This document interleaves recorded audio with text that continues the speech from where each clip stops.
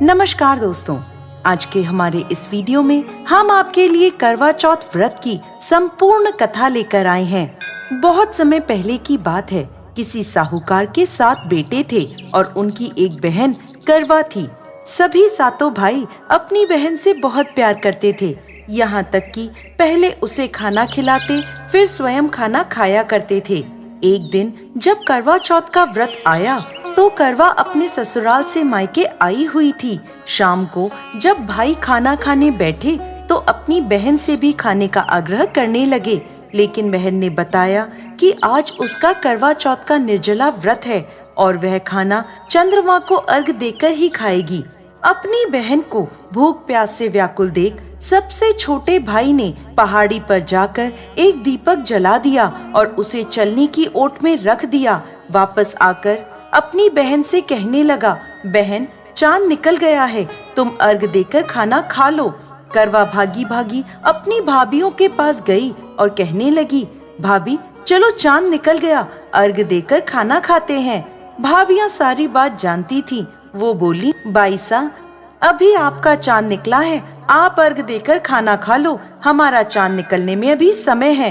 करवा भोली भाली भाभियों की ये बात नहीं समझ पाई और चांद को अर्घ देकर खाना खाने बैठ गई। जैसे ही पहला निवाला तोड़ा तो उसे छींक आ गई, दूसरा निवाला तोड़ा तो उसमें बाल निकल आया और तीसरा निवाला तोड़ते ही उसके ससुराल से खबर आ गई कि जैसी भी हालत में है तुरंत अपने ससुराल पहुँचे। सेठानी करवा को विदा करने के लिए जैसे ही कपड़े निकालने लगी तो कभी उसके हाथ में काला कपड़ा आए तो कभी सफेद। ये देखकर सेठानी को बहुत चिंता हुई और वह करवा से बोली, बेटा रास्ते में जो भी मिले उन सबके पैर छूती जाना, जो भी तुझे बूढ़ सुहागन होने का आशीर्वाद दे तो वहीं अपने पल्ले में गांठ बांध लेना। माँ की ये बात सुनकर करवा अपने ससुराल के लिए निकल गई। रास्ते में जो भी मिला करवा उन सबके पैर छूती गई। सभी उसे खुश रहो, सुखी रहो यह आशीर्वाद देते रहे, लेकिन किसी ने भी उसे बूढ़ सुहागन होने का आशीर्वाद नहीं दिया। अब करवा जैसे ही अपने ससुराल पहुंची तो घर के आंगन में छोटी ननद खेल रही थी। करवा ने जैसे ही ननद के पैर छुए तो वो बोली, खुश रहो, सुखी रहो, बूढ़ सुहागन हो, दूधो नहाओ, पूतो फलो। छोटी ननद के ऐसा आशीर्वाद देते ही करवा ने अपने पल्ले पर गांठ बांध ली। जैसे ही वो अंदर गई तो देखती है आंगन में उसके पति का शव रखा था और उसे ले जाने की तैयारी की जा रही थी। यह देखते ही करवा रोने लगी, विलाप करने लगी और कहने लगी, मैं इन्हें कहीं नहीं ले जाने दूंगी, इन्हें कहीं मत लेके जाओ। जब कोई भी उसकी बात नहीं माना तो वो बोली, मैं भी इनके साथ चलूंगी। सभी ने विचार किया कि साथ में ले चलते हैं इसको। सभी के साथ करवा शमशान घाट पहुंच गई। जब पति के अंतिम संस्कार का समय हुआ तो वह बोली, मैं इन्हें नहीं जलाने दूंगी। सब कहने लगे, पहले तो अपने पति को खा गई, अब उसकी मिट्टी भी खराब कर रही है, लेकिन करवा ने किसी की एक ना सुनी। सभी लोगों ने आपस में विचार विमर्श किया और उसको शमशान में ही एक झोपड़ी डलवा दी। उस झोपड़ी में करवा अपने पति को लेकर रहने लगी। अब करवा सुबह शाम अपने पति की साफ सफाई करती और उसके पास बैठी रहती थी। सुबह शाम छोटी ननद आकर उसे खाना पानी दे जाया करती थी। अब वह हर महीने की चौथ का व्रत करने लगी। व्रत करती, चंद्रमा को अर्घ देती और जब पूजा करने बैठती तो चौथ माता प्रकट होकर कहती, करवो ले, घड़ी बुखारी करवो ले, भाइयों की प्यारी करवो ले। तो करवा उनसे अपना सुहाग मांगने लगती। हर महीने की चौथ माता उससे कहती, तेरा सुहाग हमने नहीं, सबसे बड़ी चौथ माता ने लिया है, उनसे अपना सुहाग मांगना। ऐसे करते करते अश्विन की चौथ आई तो करवा उनसे कहने लगी, माता मैं 12 महीने से यहाँ बैठी चौथ का व्रत कर रही हूँ, अब तो मुझे मेरा सुहाग वापस लौटा दें। तब अश्विन की चौथ माता करवा से कहने लगी, तेरा सुहाग हम नहीं लौटा सकते, तुझसे बड़ी कार्तिक की चौथ माता नाराज हैं। यदि तू अपने पति के प्राण वापस चाहती है तो उनके पैर पकड़ लेना और उनके पैर छोड़ना मत। 16 श्रृंगार का सारा सामान तैयार रखना। ऐसा कहकर चौथ माता अंतर्ध्यान हो गईं। जब कार्तिक की बड़ी चौथ आई तो करवा ने अपनी छोटी ननद से 16 श्रृंगार का सुहाग का सारा सामान मंगवाया। जब ननद ने जाकर माँ को यह बात बताई तो सास बोली, पागल हो गई है, जो मांगती है दे आओ। छोटी ननद सुहाग का सारा सामान लाकर करवा को दे देती है।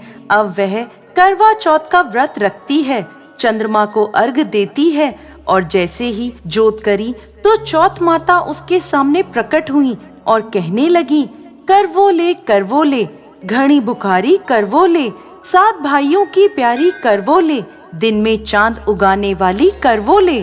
तब उसने उनके पैर पकड़ लिए और बोली, माँ मेरा सुहाग मुझे वापस लौटाओ। ये सुन चौथ माता बोली, अरे तू तो बहुत भूखी है, 7 भाइयों की प्यारी है, तुझे सुहाग का क्या काम। तो करवा कहने लगी, नहीं माता, मुझसे बहुत बड़ा पाप हो गया, मेरे सुहाग को मुझे वापस लौटा दो माता। मैं आपके पैर तब तक नहीं छोड़ूंगी जब तक आप मेरा सुहाग मुझे वापस नहीं लौटाती।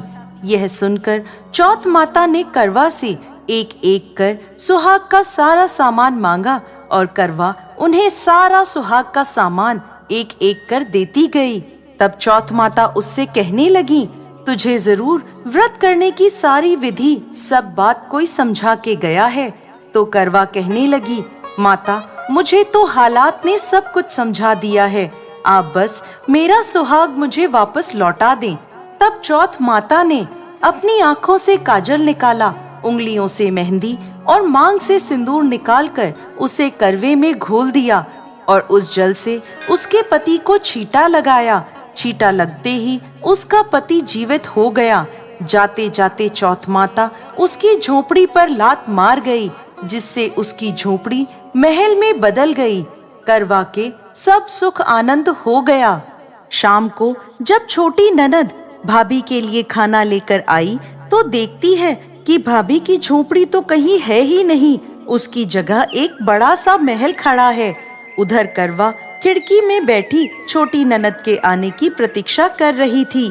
छोटी ननद को आता देख करवा दौड़ी दौड़ी उसके पास गई और कहने लगी, देखो बाईसा, आपका भाई जीवित हो गया। घर जाओ और माता जी से कहो कि गाजे बाजे के साथ हमें लेने आए। छोटी ननद दौड़ी दौड़ी माँ के पास गई और कहने लगी, माँ भाई जीवित हो गया।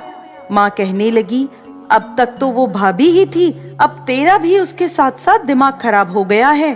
तो वह बोली, नहीं माँ, मैंने अपनी आंखों से देखा है, भाई जीवित हो गया है। ये सुन माँ और बेटी दोनों गाजे बाजे के साथ अपने बेटे और बहू के पास पहुँचे। बेटे को जीवित देख सास बहू के पैर छूने लगी और बहू सास के पैर छूने लगी और कहने लगी, माताजी देखो आपका बेटा जीवित हो गया। तो सास बोली, बहू मेरा बेटा नहीं, तेरा पति जीवित हो गया।